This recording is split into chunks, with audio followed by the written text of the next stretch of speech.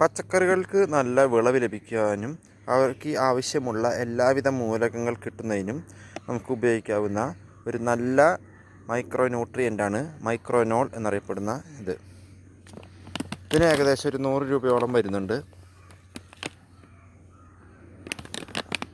ഇത് വളങ്ങൾ വിൽക്കുന്ന കടകളിൽ നിന്ന് നമുക്കിത് ലഭിക്കുന്നതാണ്.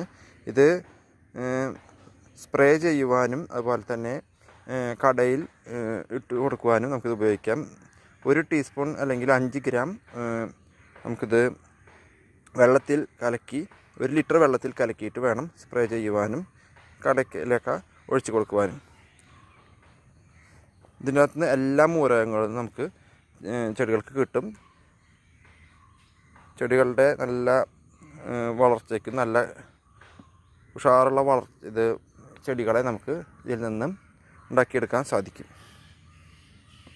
എല്ലാവിധ പച്ചക്കറികൾക്കും ഇത് നമുക്ക് ഉപയോഗിക്കാവുന്നതാണ്. അതുപോലെ തന്നെ ഫ്ലവറിങ് ചെടികൾക്കും ഉപയോഗിക്കാവുന്നതാണ്.